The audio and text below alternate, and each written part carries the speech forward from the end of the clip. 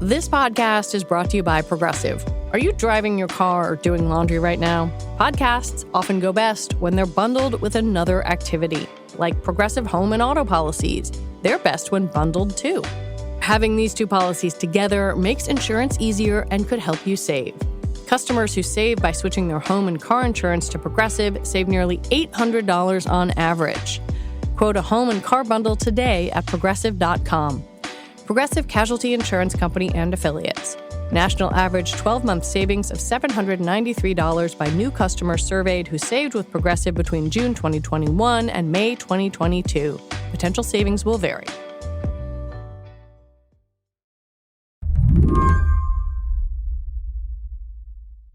I want to tell you about an experiment run by two Uber drivers in Chicago. Driver A is a Tesla owner with an acceptance rate of 9% and a CR or cancellation rate of 14%. And then driver B is a hybrid renter with an acceptance rate of 15% and a cancellation rate of 23%. This is from the YouTube channel of the Rideshare Guy, where you can learn all about rideshare work, the ups and downs and tricks of driving. And on the screen, you can see the display of two different drivers' phones.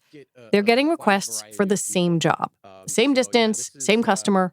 Everything is the same, except the amount of money they're being offered. So the first one we're looking at is it's a 1702 ride.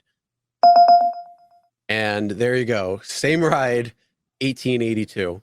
In case you didn't catch that, the only difference is the drivers. One is being offered $17.02 to do the job. The other, $18.82. And it's not a fluke. Here's another trip, same exact thing, 2033 versus 1863. What's happening that you can't see is that an algorithm is figuring out exactly how much money each driver will get paid. Exactly how much it will take for that driver to accept the trip. And that all starts when a passenger requests a ride. Once you push order tab on the ride, on the app, it starts looking for a driver to match you with. That's Sergio Avedian, a gig worker and senior contributor to the Rideshare Guy. I call it almost like a Dutch auction. It's basically locking in the passenger at a certain price and then shop the trip around one driver to the next. If one declines it, it will definitely move to the next one because they're trying to squeeze that order into their system. And, pricing varies from driver to driver to driver and their behavior patterns as well. Sergio has tested this out with different drivers, and it turned out just like the Chicago example. In Los Angeles, we did this with 4 drivers now sitting side by side, all their phones on. And we did it in downtown LA, which is a very busy area for Uber and Lyft. We haven't done this on Lyft yet. Lyft is coming up, but we did it on Uber. And we got probably close to 40 identical orders in between 4 drivers within 5 minutes, 5.5 minutes. And the video is on our channel as well. All 40, between all 4 drivers was different pricing. On the one hand, it makes sense. Companies like Uber and Lyft and DoorDash and Postmates have tons of information about their workers, and they can use it to figure out the lowest price for someone to accept a job.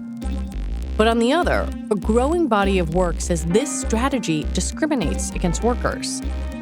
Today on the show, algorithmic wage discrimination in the gig economy. I'm Lizzie O'Leary, and you're listening to What Next TBD, a show about technology, power, and how the future will be determined. Stick around.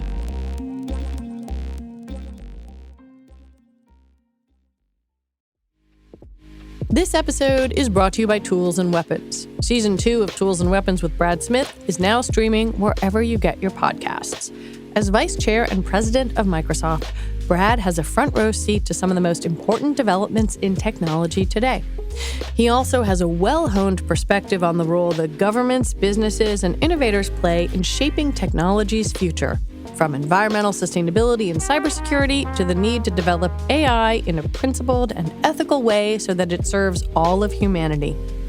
On Tools and Weapons, guests like businessman Strive Masayua, journalist Kara Swisher, and Microsoft CEO Satya Nadella share lessons from their past to reframe some of society's toughest challenges and seek new solutions. Find Tools and Weapons with Brad Smith wherever you like to listen. At the end of your first year, Discover credit cards automatically double all the cash back you've earned. That's right. Everything you earned doubled. All the cash back from eating at your favorite soup dumpling restaurant doubled. All the cash back from that trip where you sort of learned to snowboard also doubled. And the best part, you don't have to do anything ridiculous to get it. Nope, Discover does it automatically. Seriously though, see terms and check it out for yourself at discover.com/match. You might not think that much about algorithms in your daily life, but I can guarantee that you're interacting with them. With the rise of big data, companies have begun to tailor their offerings to different consumers based on what they know about us. So, for example, if I live in a less expensive neighborhood than you live in, I might get a lower price for airfare than you're getting. That's Veena Dubal, a law professor at the University of California College of the Law, San Francisco. Veena says it's well understood at this point how this works for consumers. But what she studies and what is less understood is how this works for wages, how it works for people like the rideshare drivers who are getting different wages for the same job. Veena calls it algorithmic wage discrimination.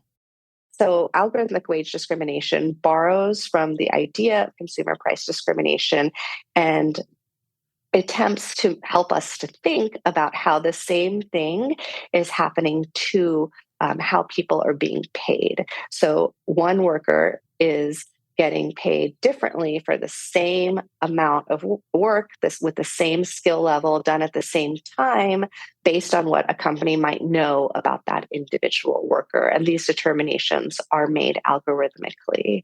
And of course, we see this most clearly in the on-demand sector, where workers don't have guarantees to an hourly wage floor. They don't have guarantees to minimum wage or overtime.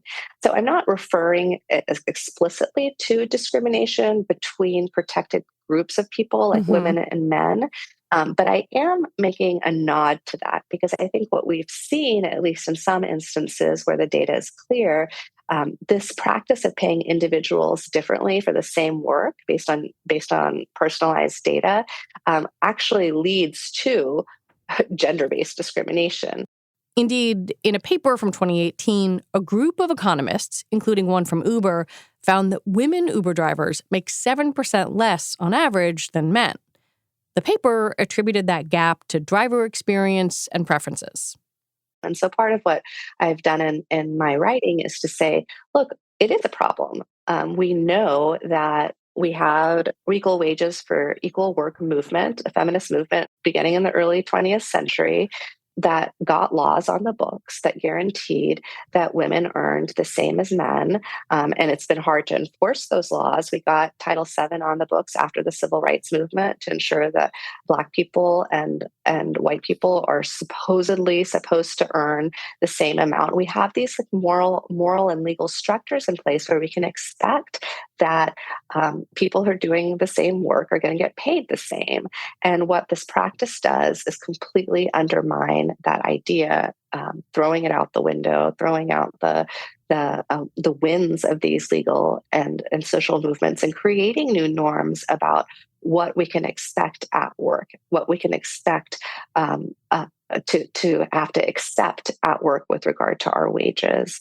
So in addition to sort of flying in the face of these existing norms, it's also really troubling that workers say that they just are living in a state of constant uncertainty and unpredictability. If you don't know how much you're going to get paid for your work on any given day or on any given week or in any given month, then it's very hard to plan. It's very hard to say, well, I'm going to be able to make rent this month, or I'm going to be able to put groceries on the table this month. I mean, listening to you, it sounds like you're saying that discrimination is not that it is happening to someone in a protected class or what we think of, traditionally protected class, but anyone who is on the end of this kind of wage setting algorithm. That's really well put. So while there might be, and in fact, in some instances, we know are discrimination based on protected classes, unintentional discriminatory outcomes, what algorithmic wage discrimination really describes is discrimination between individual workers who are getting paid in this way. All of this is based upon the amount of data and the granular nature of the data that these platforms have.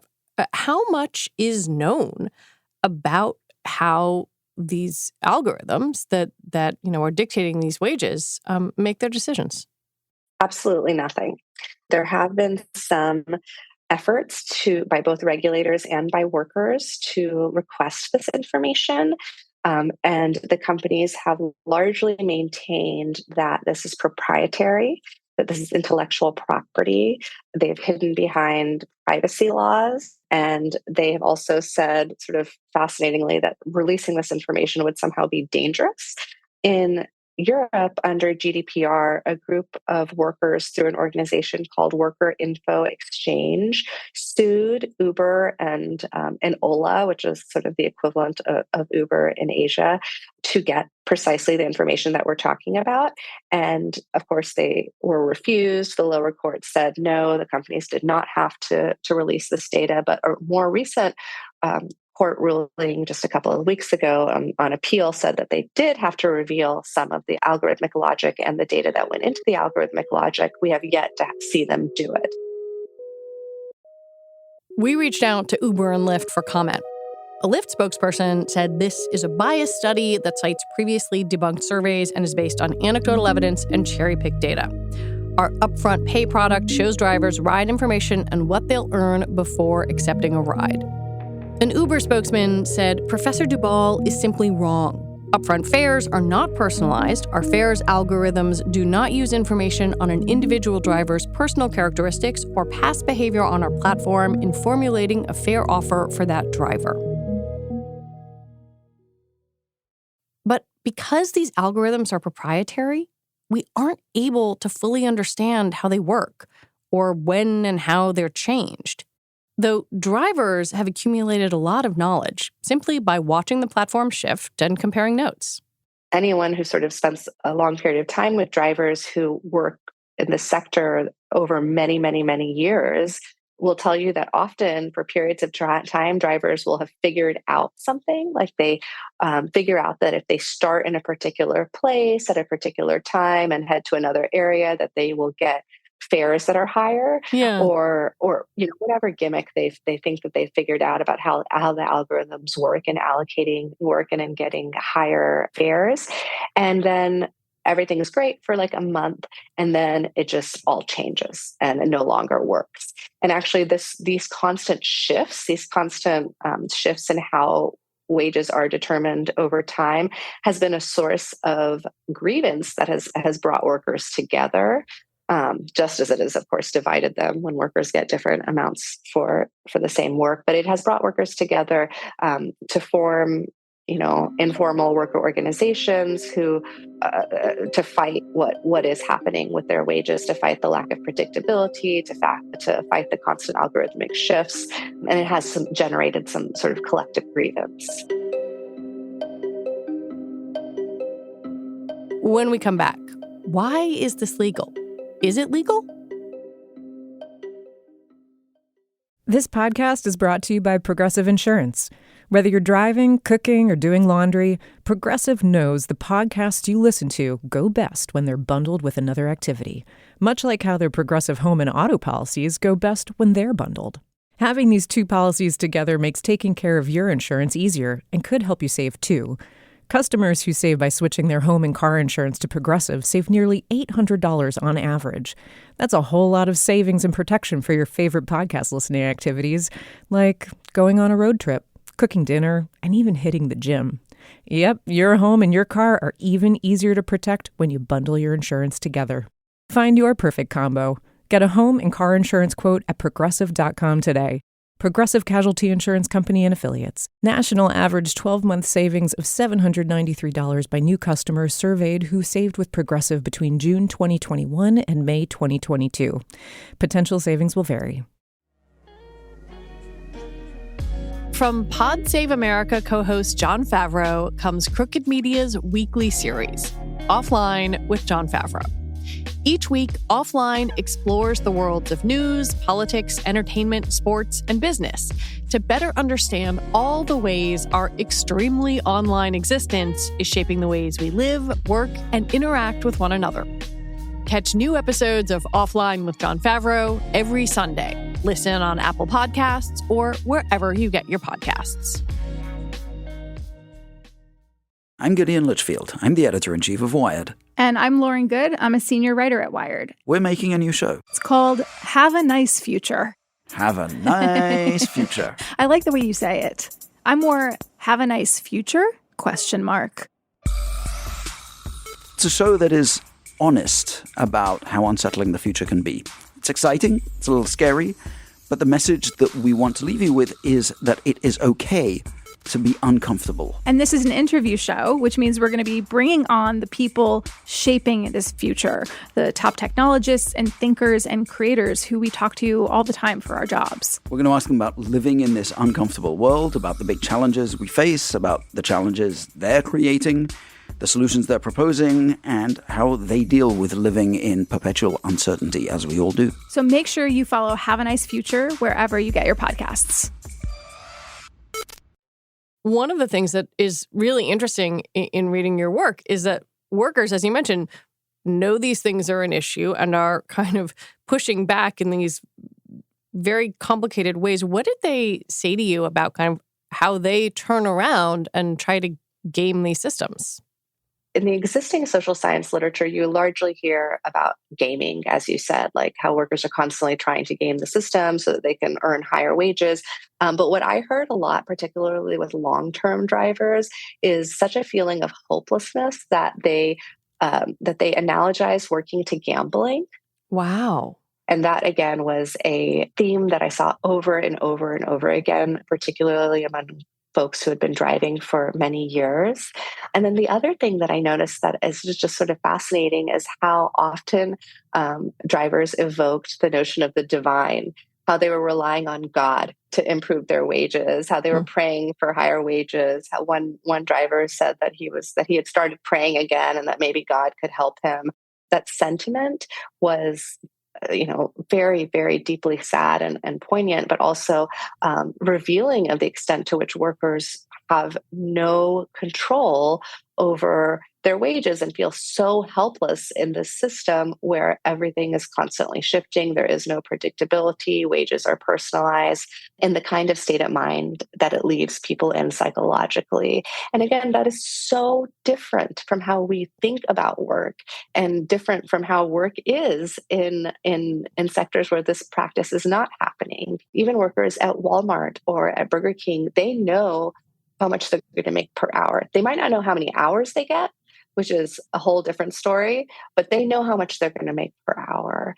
And in some places, their unions have bargained for a certain number of hours, or they are guaranteed a certain number of hours by contract, et cetera. But even in low wage sectors, like in fast food, like in retail, there is some degree of wage predictability. I, for a long time, thought about this practice as being just in the on-demand economy, but then it occurred to me, like, why not? Why not? Why would firms not want to use these same practices if it was a way to control workers, a way to save money on labor, and a way to sow division among workers who are used to earning the same amount but might be earning different amounts through these personalized pay structures? Have you seen any evidence that that's happening yet? So there's one particular company that I learned of that they call themselves the Uber for hospitals. And they are actually a software company that licenses their software to hospitals. The hospital uses the software to allocate work. Both nurses and porters are allocated work through their phones, through this software, and they are evaluated by the software for their work. And the hospitals can say, we want this digitalized work allocation to be efficient, or they can say we want it to be equitable. And most US hospitals apparently say that they want it to be more efficient. So what happens is that people are allocated work. There's an evaluation made about how they did that work, and then it's all digitalized. We don't know how the evaluations are made, et cetera.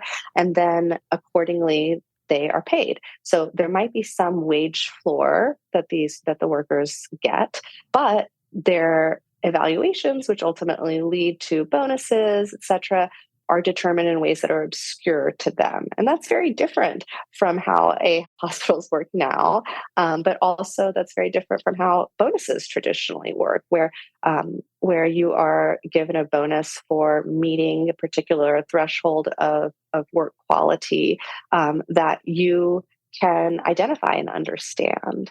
So in that instance, the issue is not just personalized pay, it's also obscuring what it means to be doing good work, what it means to be evaluated by software, what goes into those evaluations, and how you can contest them.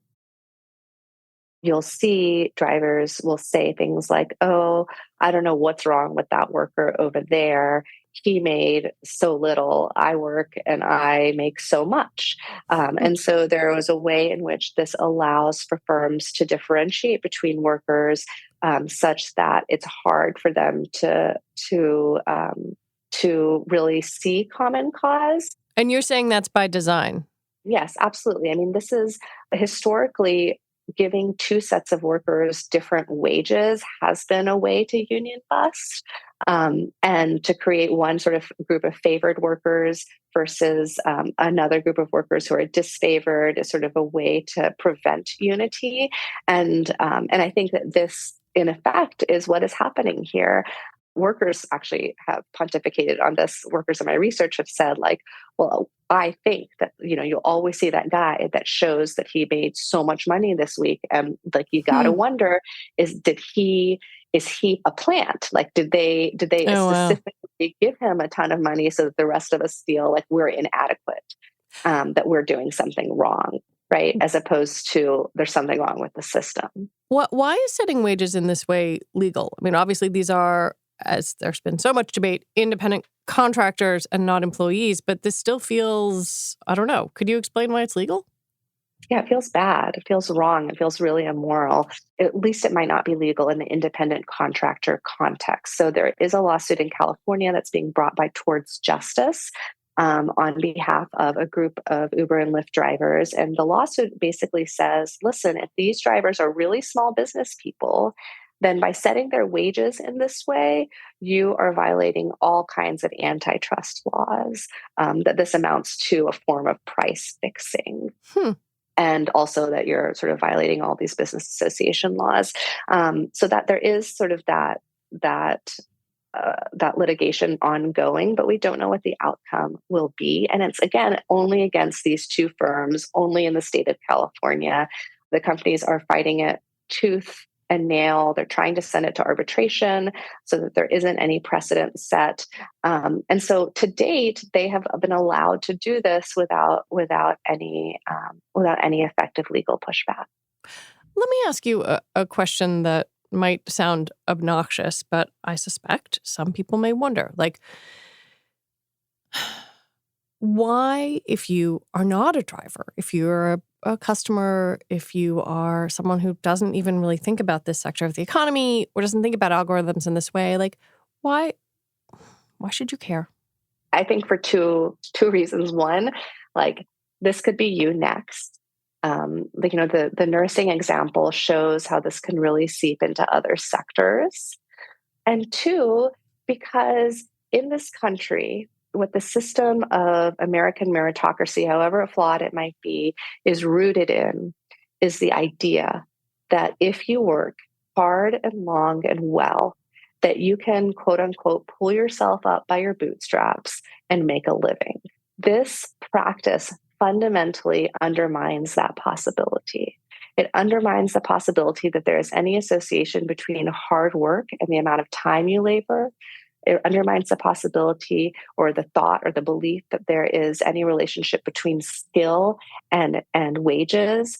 It puts us in sort of a brave new world where work is a gamble. And I think across the political spectrum, we can agree that working for a large multinational corporation that has billions of dollars in venture capital funding should not mean working in a way such that work feels like a gamble or that work is a gamble. It is really sort of undermines how we understand the purpose of work, which is to lend security and certainty to life and to fulfill our life's basic needs. Any way other than, I guess, mandating these companies kind of crack open their algorithms to stop this practice? Yeah, I think that it is ripe. It is a ripe moment to ban it altogether. There's no reason that these companies should be allowed to provide or offer workers personalized pay. And you don't really need to see the algorithms or the data to create a ban like that. Veena Dubal, thank you so much for coming on and for talking with me. It was a pleasure. I really appreciate the time. Veena Dubal is a professor of law at UC Law San Francisco. Sergio Avedian is a senior contributor at the Rideshare Guy. And that is it for our show today. What Next TBD is produced by Evan Campbell. Our show is edited by Shannon Pallas. Alicia Montgomery is vice president of audio for Slate. TBD is part of the larger What Next family, and it's also part of Future Tense, a partnership of Slate, Arizona State University, and New America. And if you're a fan of the show, I have a request for you. Join Slate Plus. Just head on over to slate.com/whatnextplus to sign up. All right, we'll be back next week with more episodes. I'm Lizzie O'Leary. Thanks for listening.